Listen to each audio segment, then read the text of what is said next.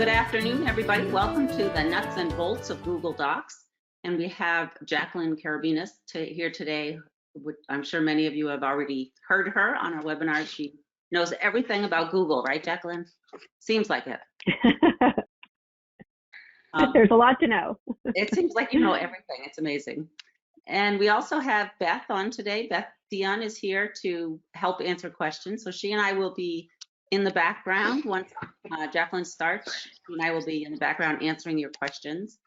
There are a lot of questions that we can answer, so we'll answer them, and there are a lot of them that we can't. Jacqueline does stop every now and then and go through the questions, so she'll answer the ones that she can or that fit in with the timing of it. If she doesn't get to all the questions by the end, which she won't because we usually get hundreds of questions, she does take the time to go back and answer all the questions. We'll send you a link to that document, as well as a link to the certificate and a link to the video of this webinar and any other handouts we have. The certificate, I guess I said that. Oh, this is us. Oh, I have the wrong people on here. I have India there, but it's really, you can see that Beth is not India. Thank you to the DOE because the DOE is sponsoring all of these webinars, which is wonderful. Thank you to all your teachers, and this is Teacher Appreciation Week. I hope all your children are driving by your houses and honking and appreciating what you're doing. And I have a feeling they appreciate more now than they did before because now they have their parents trying to teach them, which I'm sure in many cases is a disaster or very hard. I know if I had to teach my children, it would be very hard. And thank you all for being patient. We're all learning at the same time, but we're all getting better at this after, what, 6-7 weeks maybe? Also, everyone will be muted because with so many, we have about, how many people do we have right now? We have quite a few, like almost 500 people logged on. So we mute everybody. And if you have questions, you can send them in on your little dashboard there. And we can't have everybody talking because then we have dogs in the background and babies crying. So sorry, everybody's muted. We want to make sure you go, I don't know if you know about the New Hampshire Learns Remotely, but if you go to New Hampshire Learns Remotely, the DOE has put out all of this information for us to go after and look for, and calendars are out there and lots of instructional support, even wellness support for our own mental stability. And we're going to go into a live demonstration, so I'm going to turn off my camera and my voice, and Jacqueline is going to take over, unless there's something I missed. Anybody? All set? Ready to go. Okay. All right. Hi, everyone. All right, I'm just going to wait for them to pass me the screen share, although I'm not going to take my picture off just yet. Welcome, everyone. It's great to be here with you all again. I'm watching the numbers climb. There's almost 500 of you already, which is just incredible that you're all making time for yourself to learn something new today. And let's see. Make sure my sharing is going to work. Yeah. Okay.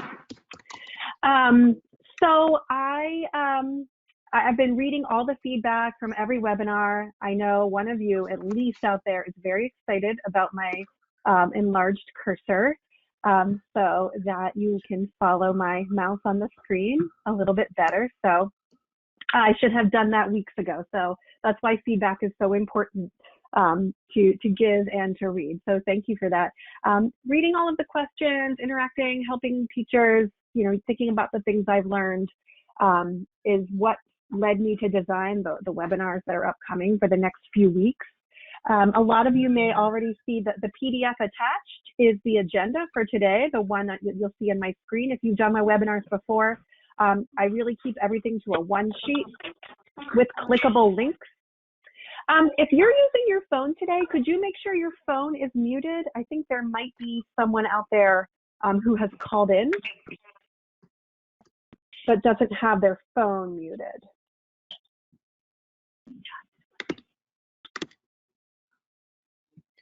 Yeah, and on your phone, if you look at it, if you pick it up and look at it as though you're in the phone call, you'll have to click the microphone to mute yourself on your phone, not your computer. All right, I think we got it. Awesome. I sort of lost my train of thought. I'm just going to dive back in now. Right, if you've been in webinars with me before, you know that I have these one sheets because I'm doing lots of demonstrating, lots of walkthrough, lots of modeling. You can access this document in a few ways. One is on the right, go to webinar panel. If you click the arrow next to the word chat and you open that up, there is a link. I do short links for all of mine out there. So you can also do it's bit.ly/Google Docs webinar, all one word, all lowercase. Somebody still has their microphone on their phone. I know that in the past we've had some problems with audio here and there, and that's really hard for people to hear. So if you've called in today, can you please check your phone to make sure your phone is on mute? Okay, and this handout is also on the right in the GoToWebinar panel that says Handouts 1. It's also, there is a PDF, and all the links are clickable there as well. So I definitely, before we jump in, I know many of you are ready to jump in, and so am I. We do have 90 minutes now, which is fantastic. We still won't learn everything in 90 minutes. I've been using Google Docs for 15 years, so there's a lot to learn. It changes a lot. It's already changed. Google Drive and many Google apps have changed since, some of them even since we began crisis learning in our homes with our schools. And so, things change every day. And while it can be frustrating, it's almost always in response to feedback submitted by users every day. So this sheet that you have is a Google Doc, so it's a good example for today. All of these blue links here, these are hot links. These are clickable. So I put these in here for you because whenever you're learning something new or you're looking for something very specific, it's best to go to the source. You could just go into google.com and type your question in, but you will get so many answers and you won't really know what's the most recent. It's not as easy as going to these. So I have linked for you the direct link to Google Docs support.google.com/edu. This right here, that's the general support. So that's the general support link. And then I just linked for you here, Google Docs. And I just want to open it to show you how wonderful this support is, because this is basically when a lot of people, if you email me a question, I will often just send you a link right to here. This walks you through everything. I mean, any of these things that you're trying to do, it's a how-to. So I'm going to show you a lot of these things today, which is a really great way to learn, to watch, and try things on your own. But if you're trying to figure out sharing, if you click on that, take a look here. See, it gives you step-by-step, and then you can expand if you want to do multiple files, things like that. I'm actually going to take my camera off because I've heard that you can see my screen much bigger. So goodbye. Sorry you won't be able to see me. I know it's nice to have a personal connection. You can do, when you're looking at support, it really does step 1, 2, and 3. It is super, super clear. A lot of people have questions about organizing in Google Drive. They also have, there's a little cheat sheet in there, and something that you are going to have access to today. I'm not going to put this up on the screen, but you can have it to use. I update it from time to time. Is this how-to for basic Google Docs? It's essentially what you'll find on support, but I wrote it with teachers in mind. I sort of wrote this step-by-step with education in mind, just from my experience in schools. And so this really will walk you through creating a doc, how, when, why, keep in mind, sharing, why, how, when, keep in mind. I kind of keep this pattern. And so this will be something that you can hang on to and access if you have gone to Google Docs support and you're really looking to just dig into a feature more closely. So you could certainly print this if that's your style, you like to print it. Just know that if anything changes or updates, I update this document and it will update for you since you now have this link. So I just wanted to take the time to show you those links. And then down at the bottom of this agenda sheet, I have some other things listed as well. I have the YouTube channel linked for all the demonstrated success webinars that I've done focusing on Google tools and other technology integration. So that's a little quick link for you right there. This Google EDU in 90 is really fantastic. They are short to the point videos made by Google for Education and they're all called How to Do This. So how to create a self-grading form, or how to include docs in classroom. And so if you're the visual video learner, these are really great. If you are someone who is, working with using Google Docs or using other Google tools and you have specific questions about using them in different content areas, you just need more ideas, visit Alice Keeler's site, endless ideas there. So there's some other links here as well that are really helpful, just depending on your learning style, the kind of support that you need for your how-to questions. Okay. So Maria's asking, how do I get back to the agenda with all the links once the webinar is closed? You're going to want to use that link, that bit.ly short link. Let me go back up to the top there, scrolling up. You're going to want to use this link, and this will also be, this whole document, this link to the document will all be in the folder that is sent to you after the webinar from Demonstrated Success with your certificate, with a folder to the resources and that kind of thing. All right, so yes, you will get it, Jean, that you can access at any time. This is yours to have forever and ever.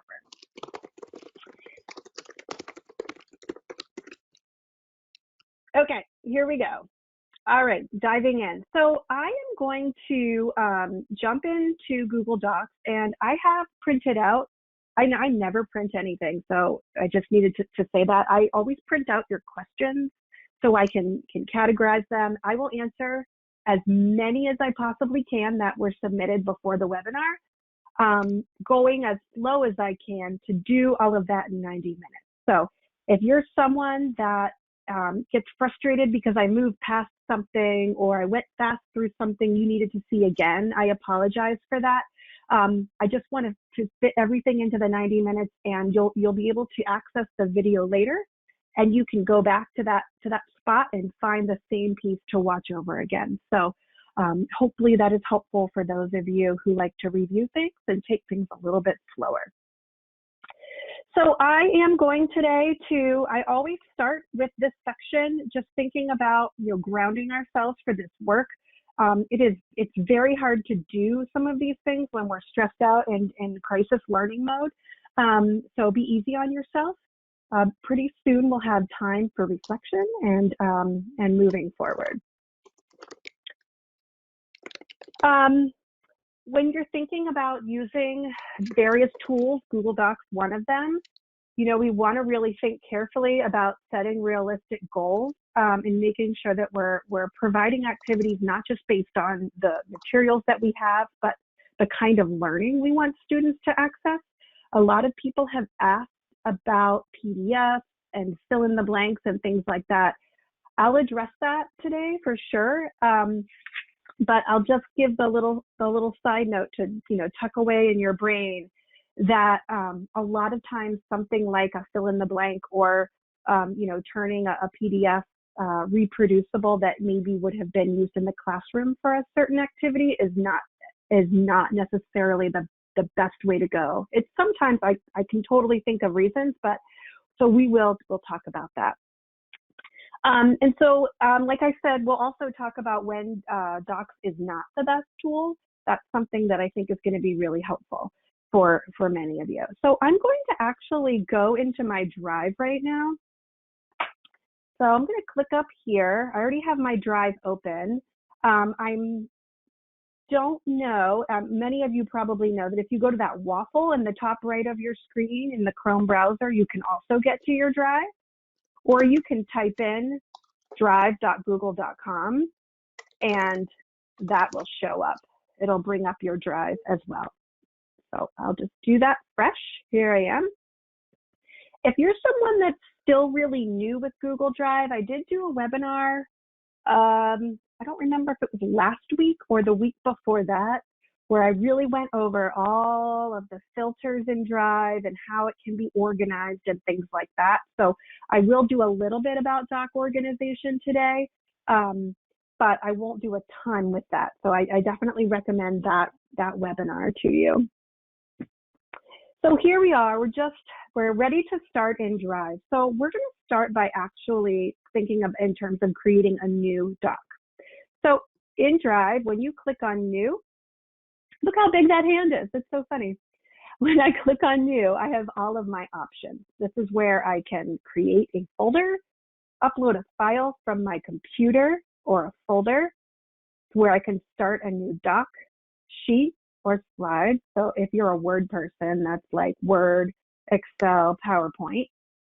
And then here, the more, I'm thinking that some of you maybe have not explored this a lot yet, because this is where you'll find some other tools, and specifically Google Drawings, which is the answer to many of your questions today about why can't I do blank in Docs.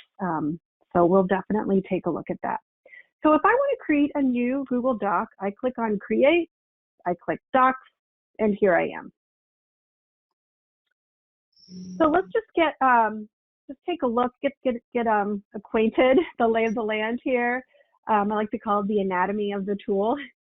So in Google Docs, just like in Word or other tools, you're going to see your tools, your icons across the top here.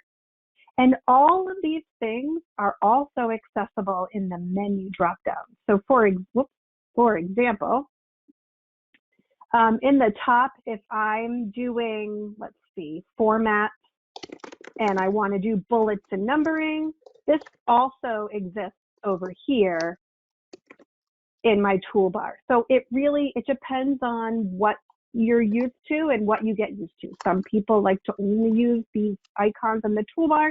Some people like to use the drop-down menus with all of the same features. Remember that 3 little dots in Google always means more. So whenever you see 3 dots, it's always going to be a different menu. So just keep that in mind. So the other thing to notice in Docs is that you can click this little arrow in the top right if you want to get rid of that menu. Okay. All right. I'm just getting a little bit of noise from somewhere. I'm wondering if there's still one more person that might have their phone not muted. If everyone could just double check. All right. So I like to click that arrow sometimes. It just gives it a little bit of a bigger screen. But I also click that because I want to show you what is my favorite little trick tool here in Docs. Do you see this search the menus bar here in the top left? That shows up when I click that arrow. So you don't have it unless you click that. So search the menus is where you go when you are frustrated because you knew how to do something in Word and here you are in Google Docs and you can't find it and you just don't have time to look. So this is where you go. So a big one, for example, is columns. So if you're saying, I really need something in 2 columns, I can't find it, go to search the menus and just type in columns. And you get your options and you click it.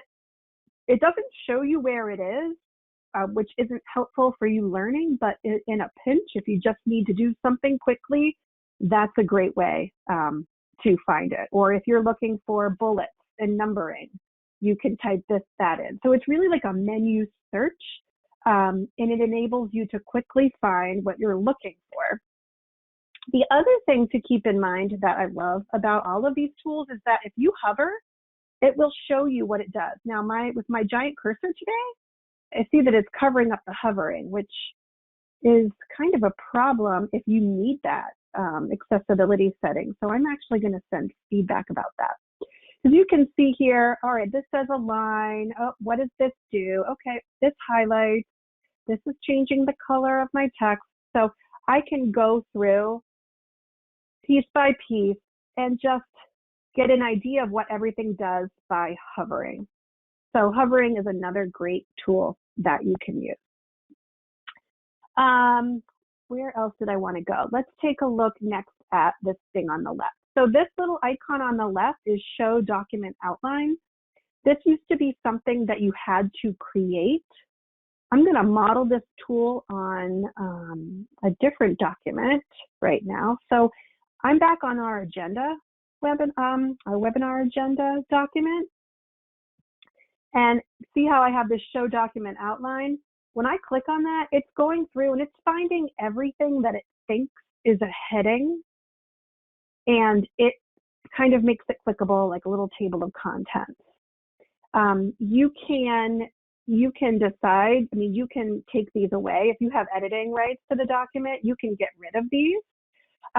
You can change them. I'm actually going to jump over to another account to show you how this works, how you can work with that outline. I find the outline really, really helpful.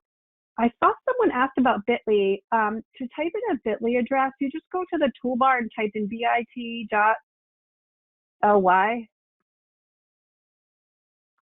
and then whatever the word is after it, and hit enter. Okay, whoop, it searched it. We don't want that. Put it in here.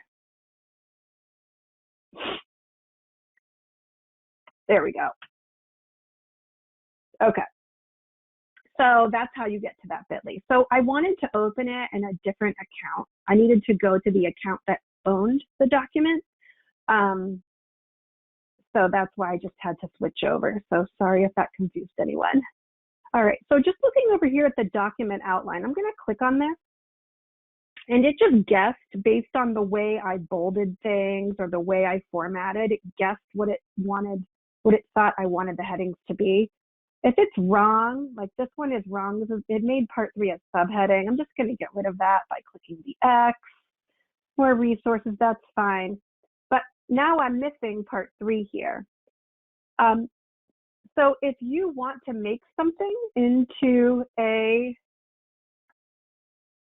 that heading, do you see this little guy up here? These are styles of text. I'm just going to open this in the drop down. These headings, you can apply the heading or you can tell it what you want it to be. So for example, right now, if I want to make part 1, 2, and 3 a heading, I might say, you know what, let's make the way part 1 is right now, let's make this a heading. And I'm going to say, let's update the heading to match. I want this formatting to match heading 1. So now part 2 is already set. Now part 3, I'm going to highlight because it's missing over here. I'm just going to go up here to my drop down again.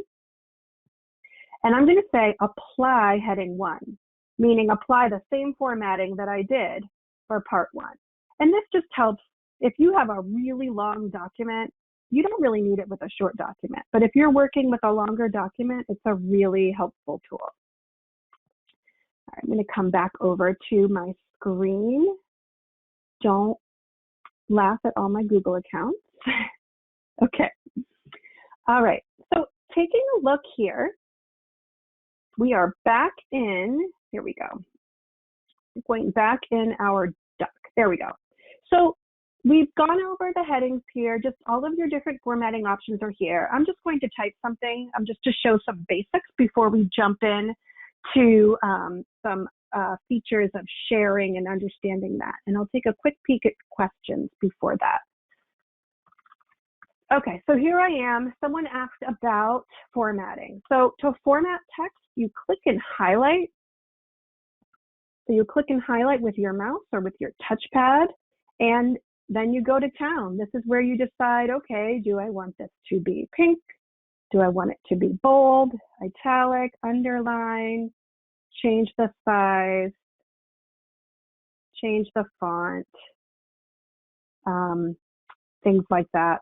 Those are some basic. Do I want my alignment to be centered, left, right? When you have lots of text, what kind of spacing do you want to have? Indenting the text, bullets, numbering. So just a quick way to take a look at some of those features. All right, I'm going to take a peek here into the questions, and I can open those up. There we go. Okay, how did you get that outline? So Lois, I got the outline on the left. If you don't have, I'm actually glad you asked that, Lois. If you don't have this little outline icon showing on the left to click on it, you're going to want to go up to View and then choose Document Outline and make sure that's checked, because then it will show up for you. Oh, I didn't show the equation toolbar either. That's really helpful. So a lot of people using this right now, teaching math. Math can be really tricky if you don't have the right tools with technology. So this math editor is something that some of you may need to check out too. All right, I'm just gonna show spacing again. Okay, so spacing, I'm gonna go over here to our, let's see, what's something that I own here? Yep. So let's say I want this to have some spacing. I'm gonna select that text and I'm going to, let me move my panel here. Selected the text I wanna work with and select the spacing tool on the top right. And I'll say, okay, double, 1.5. Do I want it to only do a space before or after that bulleted section? What is it that I want to do? Okay, and so then I can do it there. You may notice this is bracketed in green. That's because this particular document in this account, I'm just suggesting. I don't own this document. I wasn't giving editing rights, or this particular account wasn't given editing rights, for example, and we'll take a look at that when we look at sharing settings. All right, so we got to know the different tools for editing. So let's talk about the tools for collaboration right now. So I'm going to go back into our little document here where we've been playing, and let's talk about sharing. So I'm just going to call this practice document. So in the top right, it said untitled document. I wanted to change that. I just clicked right on it to type, and I click off and it's all set. If I want to change it, I can type right up there and change the title. All right. So now that I have my document, let's say I'm ready to share. Now you have to think about what it is that you want to do with it. Now, I don't know if some of you noticed, but the share screen has changed in the last week. It really threw me off last week, and I use these tools every day. So I'm sorry that they make changes on you right in the middle of learning a new tool. So sharing is where you have to think about what it is you want to do with it, what you need to do with it, who you want to be able to see it or edit or just be able to access like a one-time deal. So that's the first thing you have to think about. We don't just want to randomly share documents. You really have to think about what you're doing with it. And the best sort of in-person, face-to-face example of this I can give is, if you say make a calendar of library signups for the week, and you're deciding whether or not you want to hang that up on a bulletin board in the teacher's room, or you want to make a copy for everyone, or you want to put it out for feedback because you want people to share their thoughts about the schedule or that kind of thing. So a good way to get used to these tools is to think about how you would do it, and what I like to say, real life, even though all tech is real life right now. And then you match the settings to do that. So if I'm going to share this, I can decide if I want someone to be able to edit, which means make changes, delete things, all of that. Do I only want them to be able to comment, add suggestions, not make any permanent changes? Well, nothing's really permanent, but not make any changes, just sort of add little sticky notes.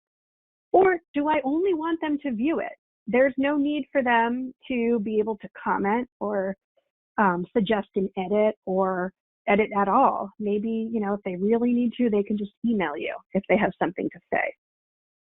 A lot of you asked about sharing things with parents. This seems like the best option with parents, but I'm going to suggest that actually if you want parents to see something, or families and caregivers, or anyone in the community, that you use the Get Shareable link. So I'm going to click over to, let's see. Yep, nope, I'm in the right account right now. So I'm going to click on this Get Shareable link right now, because what this does is this is essentially taking the link that identifies the document, and it's like you're giving that key to someone to view it. And so when you click on that, you get some options here.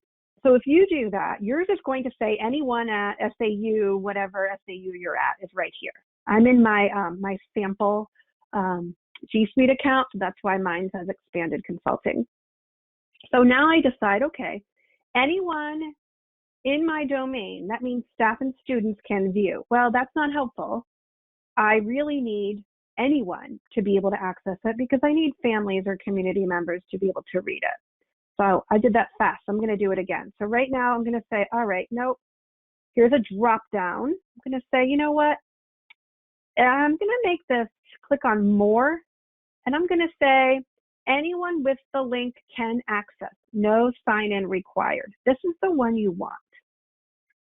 Okay, I'm going to click on this one, and then I double check. Access. Anyone, no sign-in, can view. All right, we're doing okay.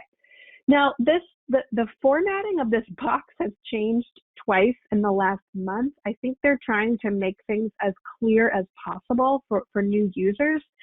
So if it looks different to you, don't freak out. You got this. Just know that you're getting options for the way that you're going to be sharing things. If you were sharing with a specific person, you would start typing their address in here. Anyone in your domain will start to pop up, or anyone that has been in your classrooms or anything like that. If you are sharing with a whole group, maybe like all Unified Art staff or all grade 3 or something like that, hopefully your GSuite admin has created groups. So you could just start typing in grade 4, and the group grade 4 would pop up for you to select. If your GSuite admin has not made groups for various grade levels, or if you're in a large district, that would be a really helpful tool if you need to get things out to people. Or of course, you can always just email the link. So someone asked about, how do I get a link out to families? That's what you're going to do. You're going to get the shareable link.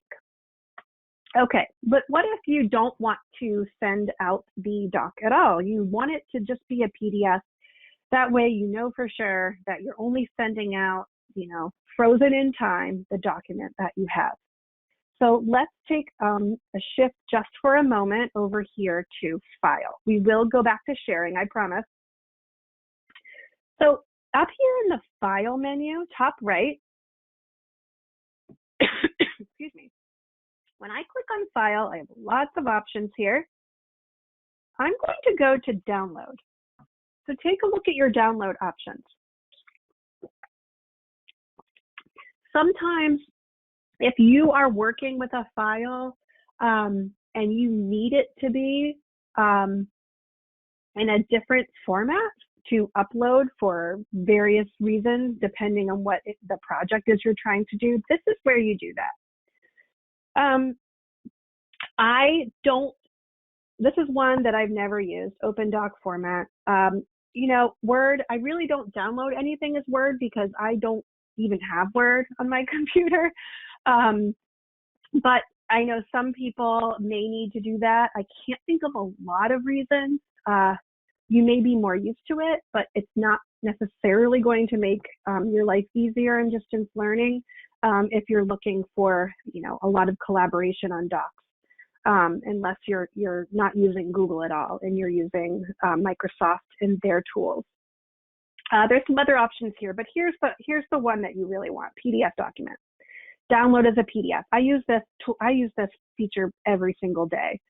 So if I know that I'm sending something off, it's not going to change, or I don't want people to see any changes beyond this. I just want them to see where it is now. I'll click download as PDF. So again, that was file, download as PDF.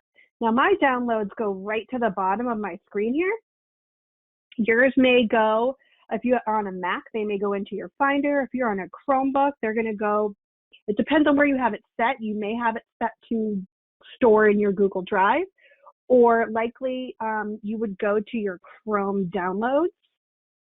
In Chrome, in the top right, you have three little dots there. I'm not sure if you can see that. I'm going to zoom in a little bit. Those three little dots, and then you can go to downloads. That's another place where you will find those. And then a PDF can be stored in Drive too. It's not editable as itself. It would have to come back to a docs format, but you can store PDFs in Drive as well. Let's take a look back at sharing, and I want to just talk about sharing settings. Collaborating based on the sharing settings. And then I'll take a look at some questions. So this funky little icon here, I can't tell you how many years it was until I noticed that the share button had an icon to remind me how it was shared. It was almost embarrassing when I realized it, and it had been a feature for I don't even know how long. So right now you can see this link and the building.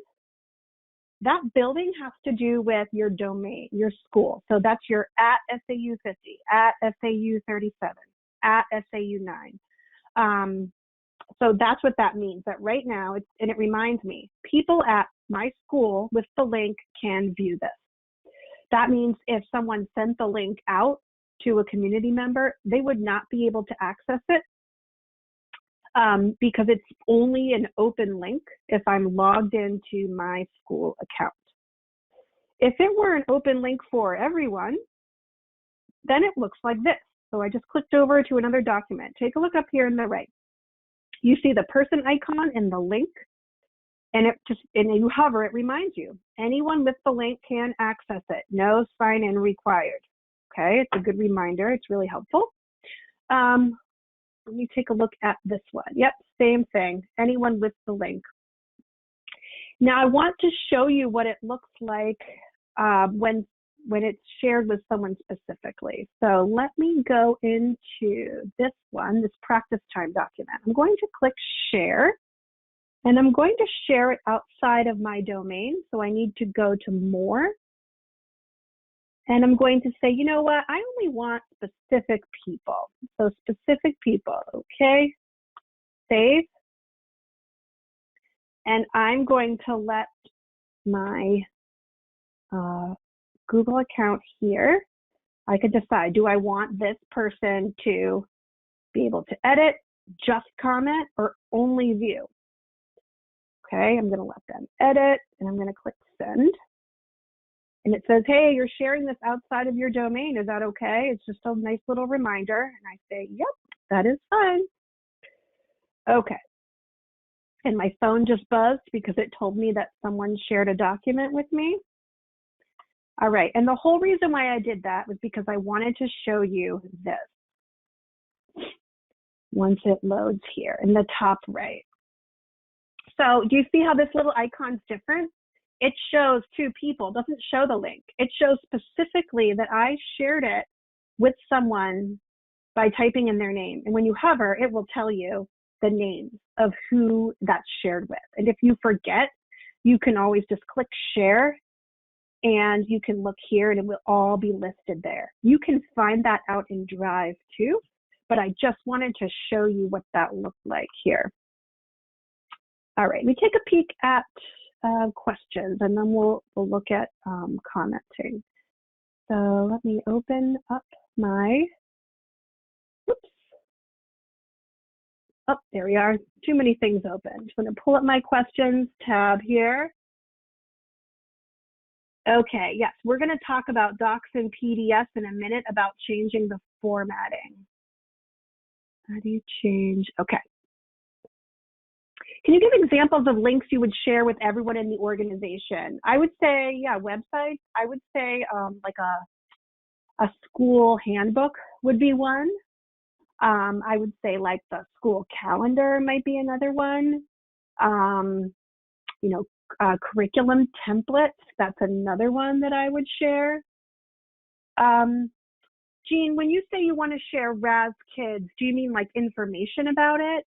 If you mean like information and guidance of what people can do with it, then yes, I would say a doc if that's what you're asking. So Megan's asking, if you download, does that mean it's making another copy? That is a great question. So if you download it, it is separating it from this instance, we'll call it. Because remember that all of these docs and tools, they're web-based. And so what that means is they are alive out there in the internet by a link. This link identifies who they are and where they are and what can be done with it. So the minute you pull it away from that link, make a copy of it, download it as a PDF or a Word doc, it is no longer connected to this. So if I highlight this and change it to yellow, ooh, that hurts my eyes, let's not do that. Let's change it to green. That will not change on the PDF or of anything you downloaded it as. They are totally separate instances now. Let's see. Okay. All right, couple questions. Let's take a look at some more of them. So thinking in terms of collaborating. So the biggest thing that twists up people's brain about this world of web-based collaborative tools is that piece of understanding when you share, why you share, how you share, and then the organizing that goes with it, because it can get crazy. It takes time and practice, and so I know a lot of you are frustrated, and you will get there the more you use it. Just hold yourself in compassion, one step at a time. So let's talk about commenting and collaborating for a minute. So my favorite tool here is highlighting it and adding a comment. Now, I don't have to highlight text to get this. I'm going to zoom in again. I don't have to highlight text to get this little add comment icon. It just kind of lives on the side, and if I just move my cursor, my very large cursor over, it just shows up. So I can connect a sticky note to this document without attaching it to text, but if I want to be specific, I can highlight the text specifically. I can click on add comment, and here I go. I might say, thanks for spelling my name correctly.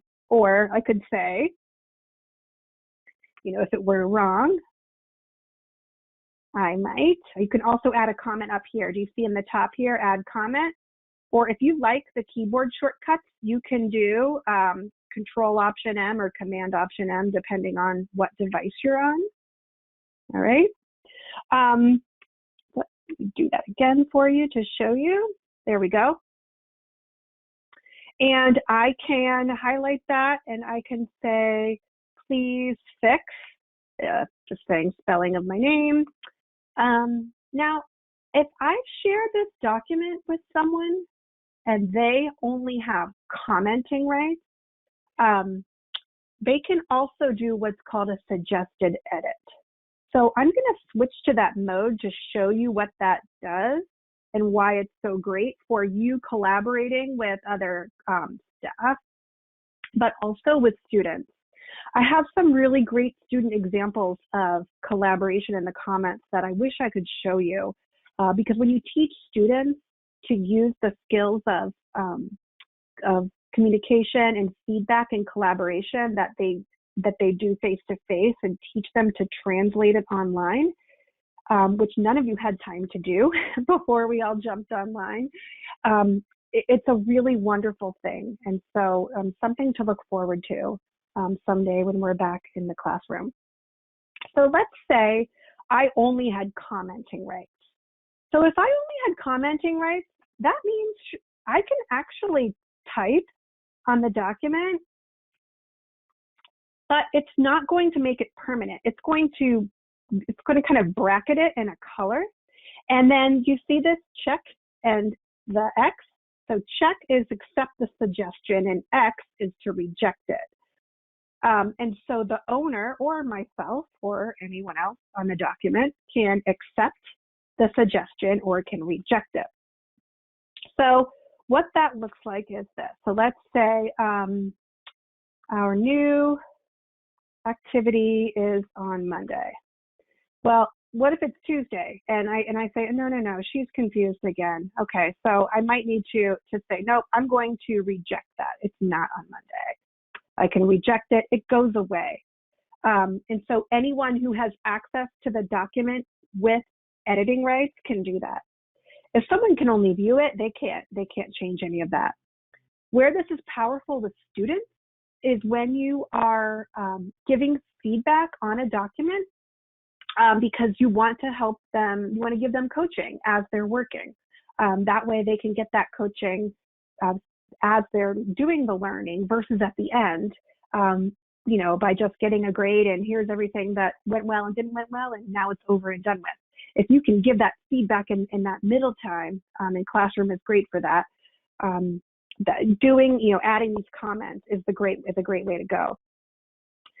Let's say that you want to clean up the document and you're done. You say, I've been working with this for a while.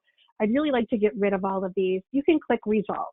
So when I click resolve, it just moves it out of the way, but they're not gone. Here's where they went. See this little comment bubble? It says open comment history right here. So when I click on open comment history, I can see every comment, everything, the whole life of the document. It does get crazy. If you have a document that has a ton of collaboration and it's finally done and you resolve everything, if you're worried that anyone might see that conversation in the future, you could make a copy of it and then call it final document or final schedule, final whatever it is. I don't recommend making copies a lot, but sometimes people are worried about, sharing it and then others seeing the conversation in the right-hand side. The other thing that's a really neat trick, I'm going to show you two tricks for those of you that are interested. In the comment bubble, there are two things you can do to alert someone that you really want them to see a specific comment you made. So let's say this document is shared with 7 people, and I don't want to check every time anyone makes a change, or I don't want to have to get 1,000 emails saying so and so updated this today, and that. I only want to know things that pertain to me. So you can do what's called pinging someone. If you've been in a webinar for Classroom with me before, we've done this. To ping someone in Google Tools, you use the plus sign. So once you do plus, it knows that you're trying to ping someone. This is just like on social media using the @ symbol if you're a social media user, and then the different names come up. And so I might say, oh, I really want Jacqueline to know, can you look at this section, please, before Wednesday? Now this is going to send an email because I pinged that person. It's going to send them an email.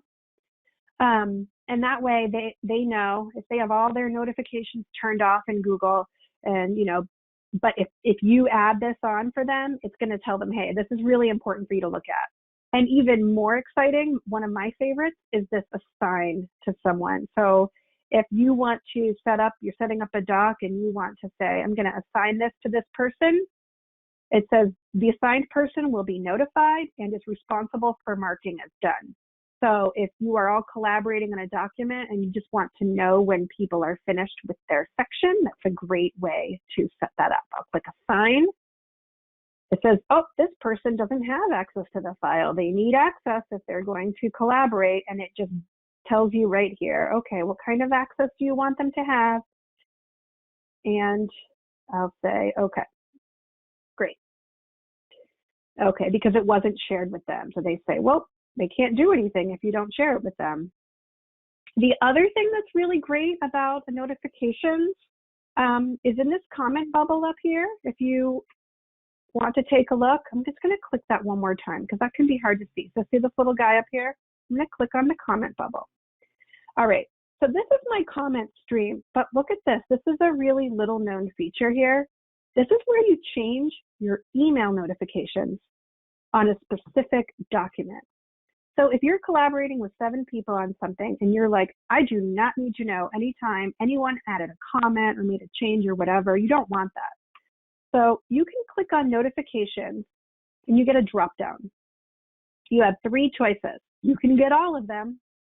You can only get ones that involve you, which means someone pinged you with that plus and then your email, or if someone replied to a comment you made. So only involving you means that someone's replied to one of your comments here,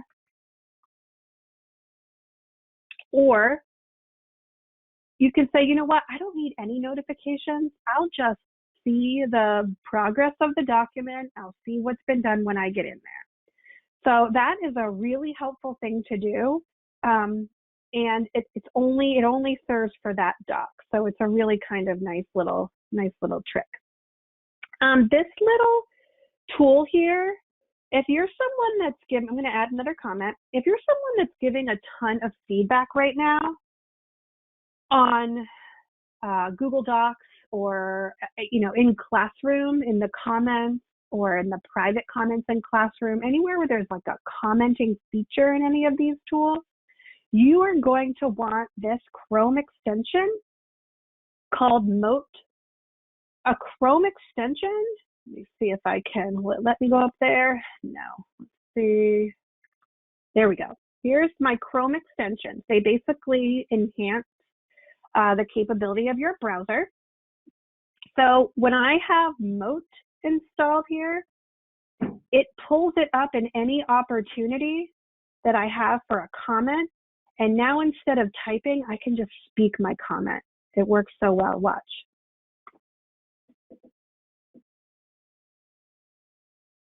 Oops, there we go. Thanks for sharing this with me. I'll take a look at this paragraph when we're done.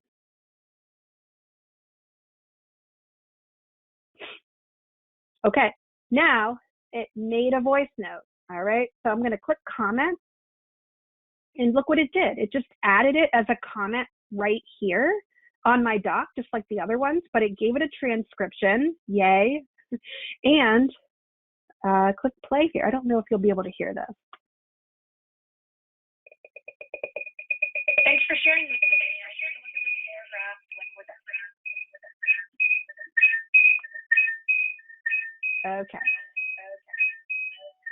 All right, I think because of all the different windows that I have open right now, that's why it's making that crazy sound. So let me close out some of my windows.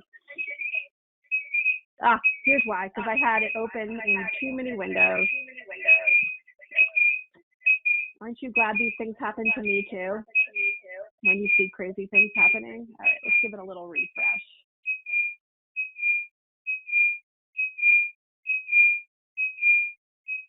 Good. Okay. So I had that document open in 2 different accounts and 2 tabs. So that is why we got the echo. That was really crazy. All right. We're going to dive back in here. And I'm looking at the time and I want to talk about PDFs and Word documents and then head into Classroom so that you can give this activity a try to see the student view. Okay. Let's take a look here. So all right, let's say I have a PDF because I have this great vocabulary activity. multiple meanings of words. Okay, this is perfect. I love this activity. I really want to do it. Well, I have to think about what my goal is here. So if my ultimate goal is to have students practice multiple meaning words, the fact that I have this activity might have helped me in a different setting, and it might have been appropriate in a different setting, but it may not be the best choice now. So you always have to go back to your goal and think, what tool will support the goal, and how can I still reach this goal with the various tech tools that I have? Because if I open this, if I have this PDF and I open it, it's going to say, you can open it with Google Docs. And I'll say, sure. But I know you've all experienced this. Here's what happens. It does the best that it can, but the formatting's a little bizarre. And even further than that, if you try to link this in an assignment, students, if you want them to be able to edit and fill in the blank, they can edit any of this. So it could really turn into a total mess. And so even though it seems quick, I have this goal, I have this material, it seems to support what I want to do. In this setting, it may not be the right format. You could, if you were like, no, I really want to use this, my recommendation to you would be to make a Google form. I did a Google form webinar a few weeks ago. I'm doing another one in a week or two, so we can talk about that more another time. But here's an example where if you really want a student picking and selecting the correct word or saying what fits, multiple choice, something like that, you would want to take this PDF, this activity, and you would want to create a Google form. Now, I know you're thinking, but then I have to create the Google form. The time it takes you to create a form and the time it takes you to then see students' responses in the form will be so much less, so much better, so much shorter, and so much less chaotic than if you try to get this as a worksheet to kids and have them fill it out. Digital worksheets just aren't, it's not something, and if you were doing online learning regularly, you would never do digital worksheets pretty much. And I know that you're not all online learning experts, or you became online learning teachers overnight, so you're still learning. So, my recommendation is, if you're thinking, no, I really need to do this, you could turn it into a form, or you could tell students to just write down their answers and submit them in a different way. But that was just one example that I wanted to give for Word documents, or excuse me, PDFs. So that's one thing for PDF. So if you have a PDF, you're dying to use it, you want students to be able to edit it, you really have to think, okay, what is the goal? What am I trying to accomplish? And even though I have this PDF and it feels like it would be the perfect thing to do, it might not be the perfect tool at this time. Right now, you would need something different. And I know that can be frustrating when you're learning tools, but you do learn over time. You learn that maybe you want students to generate their own thinking in a post or a piece of writing or a piece of artwork, or there's a wide variety of ways, making a video, lots of different things that can be done to achieve a goal. Let's take a look at Word docs. I did get an emailed question right before the webinar started. Somebody was frustrated that they had edited something, and let's see, figure out which account this was in here. I had it all up and ready. They were frustrated because they had a Word document or they had a doc rather, and they edited it, but they said that the edits didn't remain. Well, so if you edit something, here we go, we'll open my drive here. If you edit something in Google Docs, it saves automaticacally. Only one time in 15 years did I ever have that not work, and it was in Google Sheets, and something was going, my computer, something was wrong with my computer. It just froze and shut down, and when I opened it, my edits weren't there, but that was my computer's fault. So the only thing I can think of, if you're out there and you're thinking, well, I know I'd made the edits and it didn't work. My thought is that it might have been that the editing was done in a Google Doc, but you had opened the Word. I don't know that for sure, but let me show you what this looks like. So here's a Word doc that was, I uploaded into Google Drive by clicking New, File Upload, and I uploaded this Word doc. So, I mean, I'm showing you some other things. Right now, I can't really show you student work, so I'm showing you other kinds of work. Maybe some of you have seen this. But see, right now it's a Word doc, so it's opening here like this, and I can't edit it. Okay, so if I click Open with Google Docs, all right, I can do that. Now, they are connected, but it's not, I mean, it is real time. It's really delayed. So for example, do you see how I have the word testing typed in here? I wanted to see how long it took this edit to show up on the doc. Click back into Drive on this doc, and it took a few minutes. It's not automatic.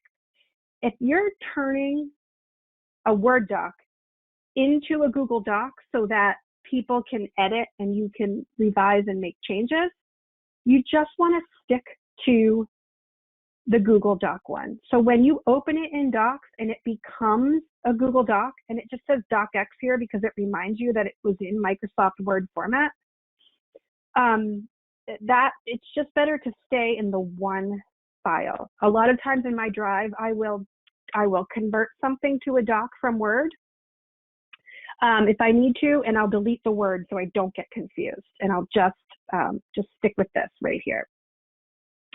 And no, it won't always be perfect, and it won't always be beautiful. Someone else on the questions asked, how do I convert PowerPoint to slides? You would do the same thing that I just did here in Drive. I would go to New, and I would go to File Upload. I would upload the PowerPoint, and it would open it in a very similar way, but it would be slides, and it would say at the end PPTX or PPT.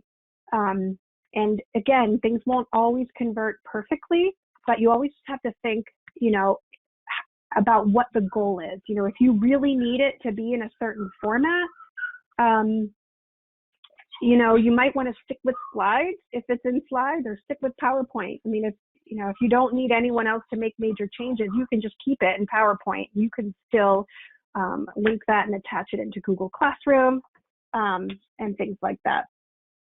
So I just talked about one way that Docs wasn't the answer. So we looked at that fill in the blank, and Docs was not the answer probably for that kind of activity. Forms is probably the answer for that activity. But let's look at something else that is typically the answer for what many of you have asked, and the answer is Google Drawings. I'm doing a webinar, I don't know if it's next week or the week after, all on Google Slides and Google Drawings.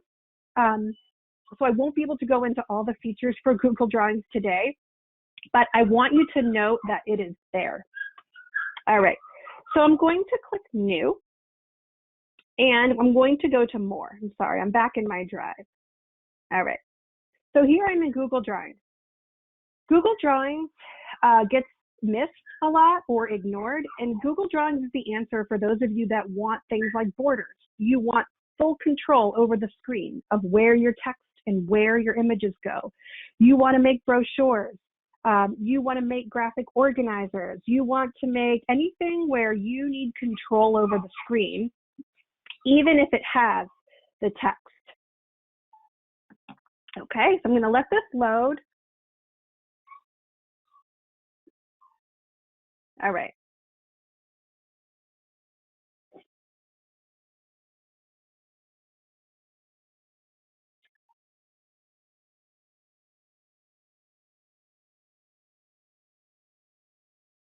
Okay, all right, so that took a moment here. Okay, so here I'm in Google Drawings, and look, it's very familiar. I have my title up here. All right, I have my title up here. I have my share button here. All of the same features are in Google Drawings, okay? But now I have full command over this. So if you're like, well, I need it to be the shape of Google Docs, that's fine. Go ahead and click File, Okay, in the menu, I went to File, Page Setup. Right now, it's set up like a slide. All right, and I can say, well, do I want it to be like an image or a slide? I click on Custom, and here you can put the inches. So if you wanted it to be horizontal, like a piece of paper, I'm sorry if you all hear that doorbell. That is my puppy trying to get outside, so apologies for that. So I can do inches. My art teacher out there, I saw some questions from an art teacher. You can do pixels, centimeters. This is great for if you want to make badges or you're creating artwork. I mean, there's so much you can do with Drax. So right now, if I do 8.5 by 11, click apply. Okay, now this is the same size as my, like, you know, a regular old Google Doc or a Word doc or something like that. And then here's all your tools for your text and your drawings. You know, you can create borders with the lines and patterns, lots you can do. I can't go into it all right now. But if you take a look up here, if you click on here in drawings, you'll see a lot of templates too. Again, with time, I can't go in there right now, but for those of you asking about freedom over the page, it is definitely what you want. Drawings is definitely what you want. All right, different screen here. Okay, so we are going to actually head into Classroom right now. So if you feel like you can't handle multiple tabs or too many things going on at once, too many things happening at once, that is fine. I will flip over to the student view, but if you would like to experience the student view, I'm going to invite you into this classroom right now. All right, so I'm going to click on, I'm going to bring up my class code really big. And if you've never been in Google Classroom or you're like, what are you even doing? Where did she go?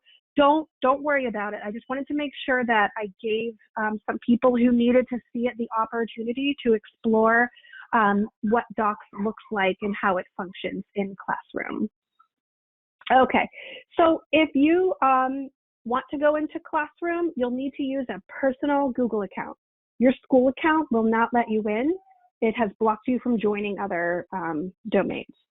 So what you will need to do is go into a new browser, type in classroom.google.com or go to the waffle. And when you go to join a class, this is the code you're going to click.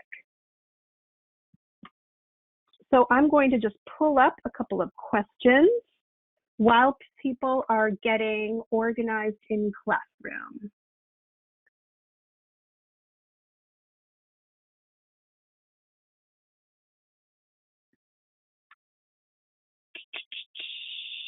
Jeremy's asking, how do you ping? You do plus. Plus is the ping. Read receipt, you would do read receipt, Marianne, in Gmail, if you wanted to do that. Okay. Offline editing, yes. So you can, Maggie, that's a really important thing. You talked about how it happened to you. You lost all of your edits. If you are offline, it will let you edit. And then once you go back online, everything will sync up. If that's not working for you, there's something awry in your settings. So you may want to email me and check that out. Okay, there's lots of questions. I'm not going to be able to get them all right now. I need to check and see if any of you are making it into the classroom right now. And let's see, yes, lots of people. Wow, you guys are quick. Nice work. Okay, so here I am in my classroom, and I want students to be able to view and edit Docs. Now remember what I said earlier is that Docs is not always the answer. If you want lots of individual things answered, Forms is your answer. If you want students or yourself to have a lot of freedom over the screen, drawings or slides is going to be your answer. Oh, and the one thing we didn't talk about were tables, but we're about to, whoops, I lost my classroom. There we go. We'll see a table in a moment. You can create tables in Google Docs, but if you have a long table, you really need a spreadsheet. If you have a lot of different cells and rows and columns. You don't want a doc at all. What you need is a spreadsheet. So here we are, and we're in classwork, okay? And if you see this topic here called Docs Practice, that's what we're gonna look at right now. I'm going to show you how I linked these docs in here. One says agenda, and that's the one that you already have access to, and it has this little icon, which means it's a material. That means I added a material under this topic. It's a supporting material. It could be something visual students need, directions, a study guide, you know, even just an image, a diagram, something like that. This, with the little clipboard, that means it's an assignment, and it has, you can see, it has the due date at the end, or it would say no due date, or just when it was posted, that kind of thing. So how I added those was I clicked create, and I chose what it is that I wanted to do. Question is just asking a question right here in Classroom. That is also a great feature to use. That doesn't require any files or documents or links or anything. You ask the question, students can just fill in their answer, and you'll be able to see what everyone has to say. A really great way to do if you just have one single thing you want students to, you know, analyze or respond to. So if I click assignment, I have some options here. Now, I don't have time to go into all the details of Classroom right now because I just want to focus on the docs in here, but I will say one thing. Classroom is a tool that is, you know, all of these tools are separate and they work together. Drive, for example, Drive is your home base where all of your files live. Your docs, your sheets, forms, slides, your images, PDFs, whatever you've put in there and created with Google Tools.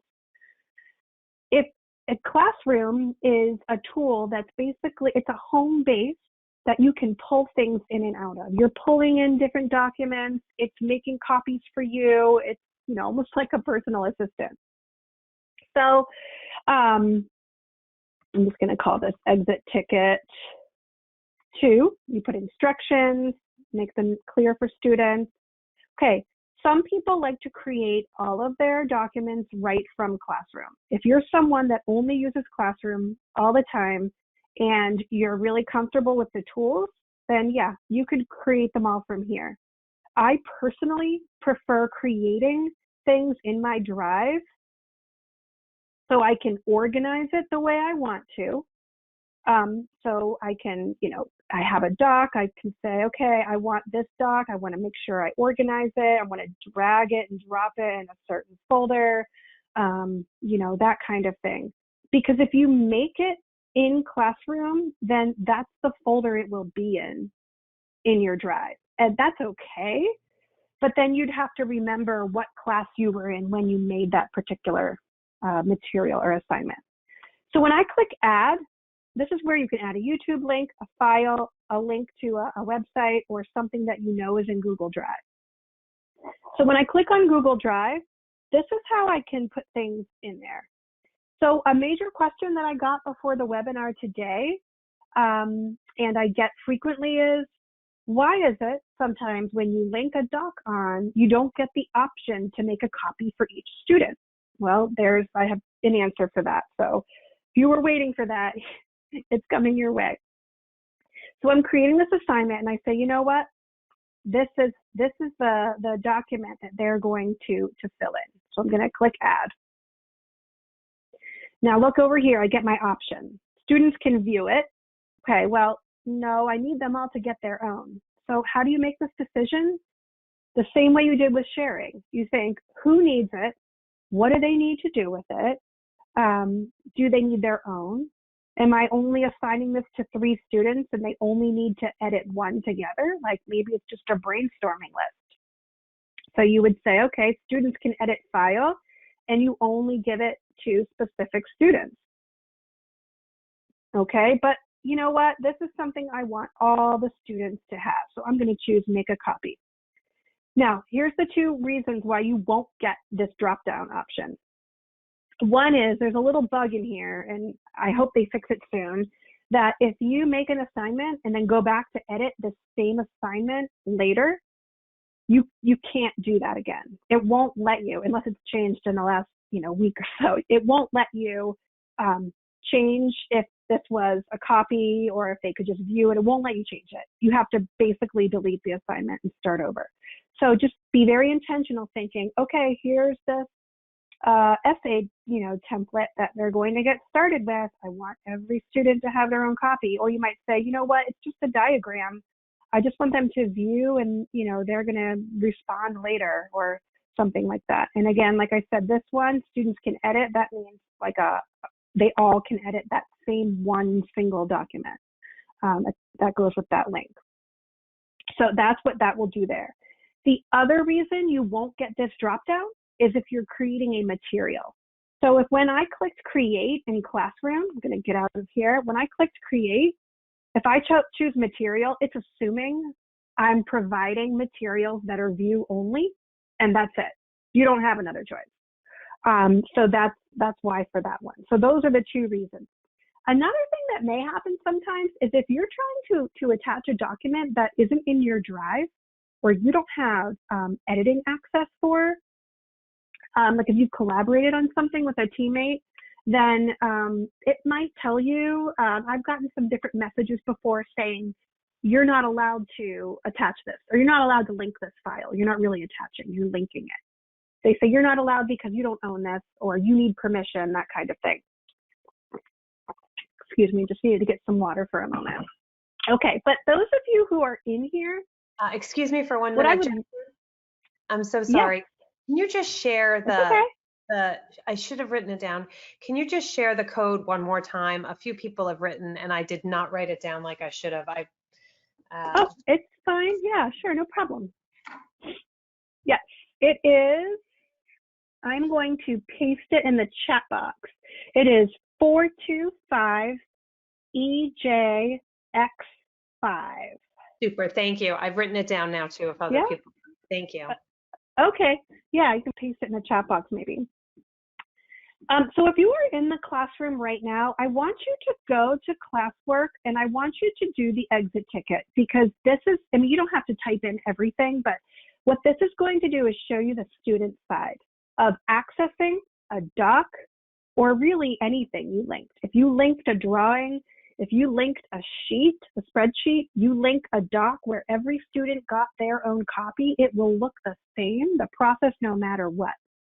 For those of you who don't want to go into Classroom right now, that's no problem. I am also going to go into the student view to do that for you, to show you. All right, so just bear with me as I click over to my pretend student view here.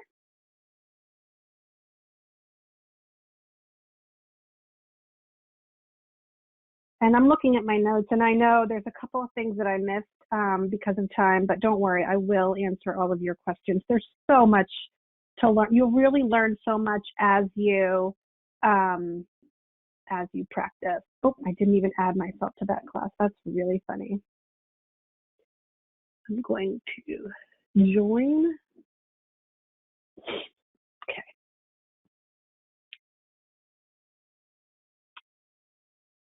Okay, so I get here, I'm in my stream. I can say, oh, I posted a new material, great. Oh, there's a new assignment due Friday.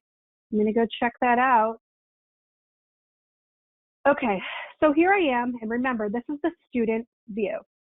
So I have my assignment. I can go to classwork and I can find it, or I can click on view your work and I can find anything that's assigned, no matter where it is. In this class, and I can get to it from there. Or in my stream, I can click on it right from there as well. So 3 ways students can get to it. All right, now, oh, that's right, I removed that. I'm gonna have to, are all of you getting that message here? Let me fix that for you, apologies. All right, another question I get a lot is people say, my students say they did the form, or they say they did it, but I'm not getting it. And here's what I think is happening. I really think students are completing the form, right? And they'll be in a new tab, they'll be in their own tab with the form. I think they're completing the form, they're not clicking submit and they're coming back here and clicking mark as done.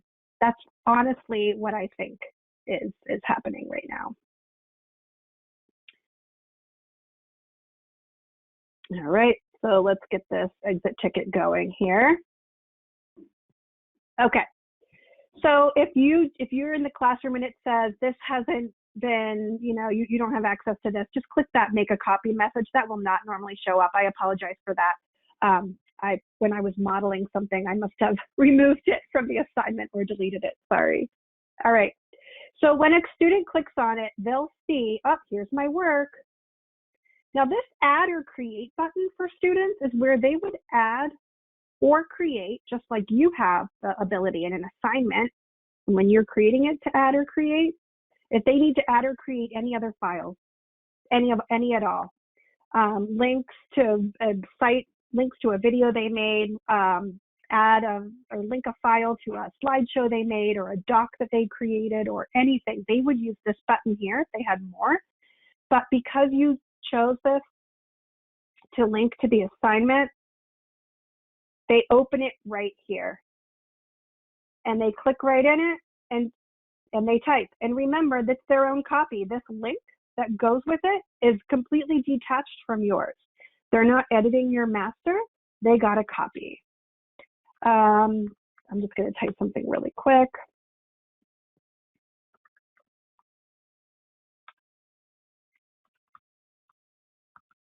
All right, just being silly for right now, just so that I can show you the student side.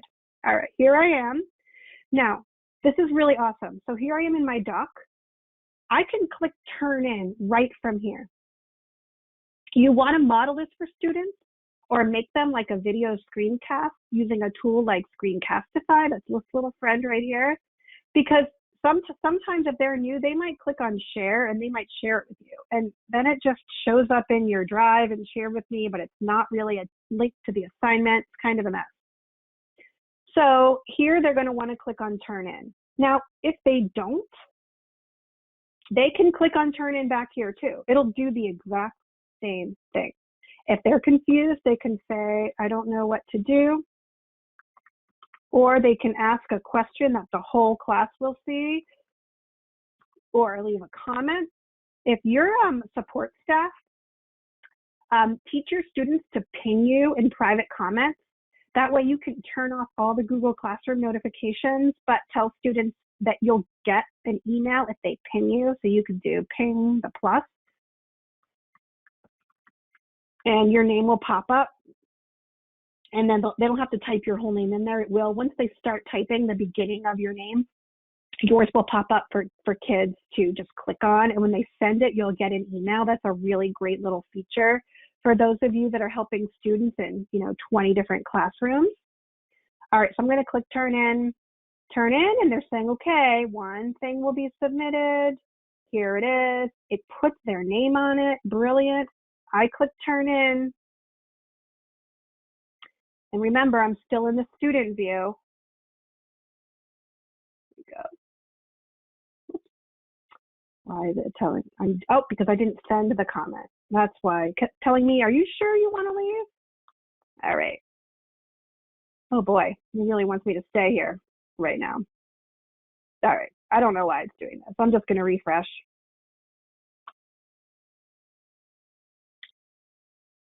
Okay. So now, if I go back to this assignment, I can see that it's submitted. Well, if students need to unsubmit and redo the work, this is what you tell them to do. If you've given them feedback here in the private comments on the teacher side, you tell them, go back to unsubmit, and then you can edit again. Because here's the thing. When students complete work and click turn in, they no longer have editing rights. So try to follow this. As the teacher, you have the document, you own it, you make a copy for them. But when they turn it in, their editing rights as the student are turned off until you return the work from Google Classroom. So it's like they handed it to you, they can no longer edit it. Just like in real life, if they handed you a paper, they wouldn't be able to edit it anymore, if that makes sense. All right, so here's my student view. If the student says, oh, I thought I turned that in, they can go back to classwork, back to view your work, and they say, oh yeah, exit ticket, I turned it in. And then they'll see here, oh, there's a little comment on it. There's one thing linked to it. They can see all of that there. Okay, I'm going to click back over to the teacher view.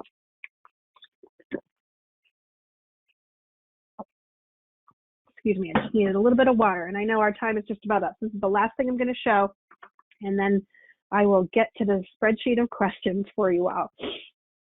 So here I am in this side, all right, and I want to go into this assignment. So as the teacher now, I'm going to filter. I don't want to see my crazy classwork. I'm just going to filter it down to Docs Practice. I did that over here.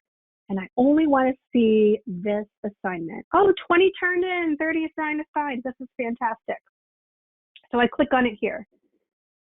Now, the thing that's really awesome is that I can see everyone's work, whether it's turned in or not. And this is where that commenting and feedback is so helpful. So let's say Cassie, I'm going to click on Cassie here. And Cassie hasn't turned it in yet, but I can still go look at her work. And so this is where that commenting feature is so wonderful, because you can give kids feedback as they're working before they turn it in. It's such a confidence booster for some kids. That's where I taught you how to highlight and click the comment. You can add, the comments here. You can use your Mote tool if you're using that. Ooh, that's a fun new tool. I'll have to explore that later. So I can still go into someone's work even if they're not done, which is really great, because especially if students are working on essays, you want to be able to pop in. You want to be able to pop in no matter what. I'm going to look here at Cheryl. So Cheryl turned hers in.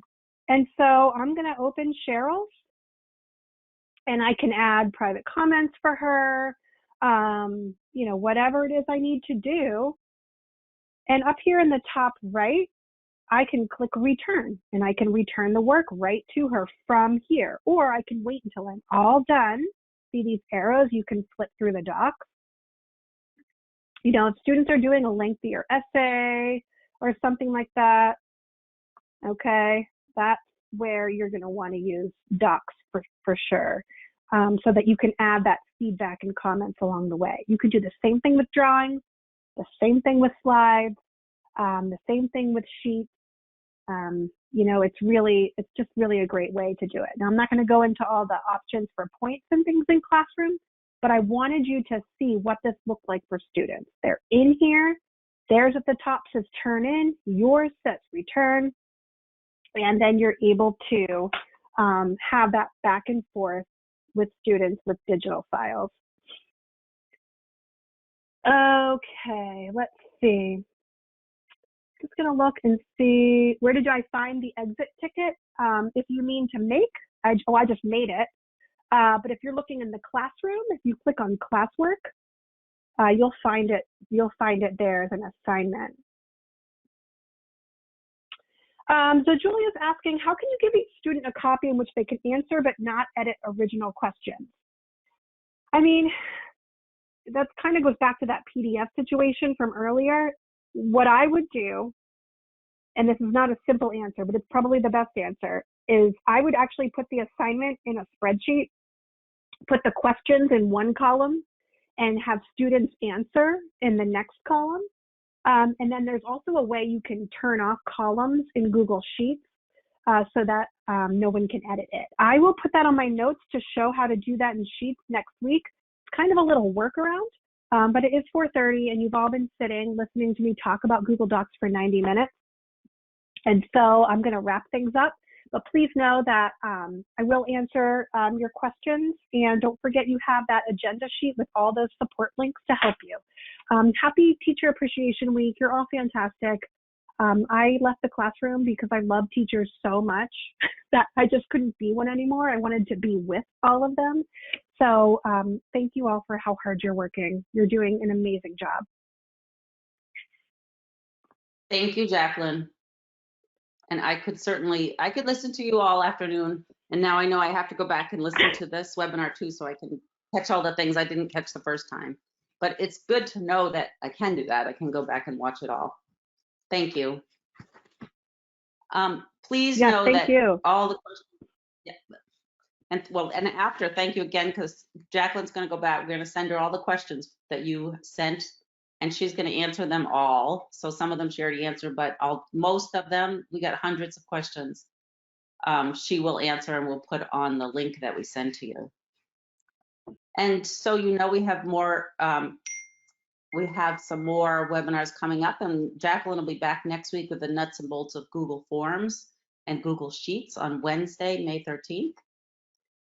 And these other ones, if you want to see, actually this one on Thursday, Community Conversations with School Leaders, is going to be principals taught and some superintendents and assistant superintendents talking about what they are planning or what they're worrying about or what they're thinking for the summer and the fall. And somebody keeps texting me, so I keep getting dings, sorry. You can also, I always say this, but this time I'm going to show you if I can get out of this. Yeah. You can go to the Demonstrated Success website, which is this, just demonstratedsuccess.com, and go to workshops and webinars and choose virtual teaching in New Hampshire. And actually I opened it just in case it took too long. It will open to this page and a whole list of all the webinars that are coming up, and you can register for them on this page. You just go to Demonstrated Success and look for workshops, virtual teaching in New Hampshire. The other thing is we'll send you this after the webinar, but right now I want to let you know that on YouTube, if you go to YouTube and search for Demonstrated Success, then click on the Demonstrated Success channel. I'm not sure what it's called. All the videos that we've done are there, so you can watch them all. If you want to get a certificate after, just send us an email and we can send you the certificate for anything you watch. So just let us know. If you've already watched some of them and you want a certificate, let us know. I'm going to go back to the PowerPoint, start it up. After this webinar, like I said, we'll send you an email that has links to lots of things, and one of them are the links to all the documents for all the webinars we've had. So you'll be able to access that. This is the list of upcoming, this is the past webinars that you can go look at. This is the going to YouTube, the Demonstrated Success page on YouTube. And also on Wednesdays starting 3 weeks ago, we are having New Hampshire student performers performing on our Facebook page tonight from 5 to 5:30. And next week, we have a flutist, and we went back and forth on flute or flautist, is Lindsay Breyer from Wyndham High School, and this week it's Nicole Zhu from Wyndham High School. Please join us on Demonstrated Success Facebook page. And I think that wraps it up. And I want to thank you all so much for joining us.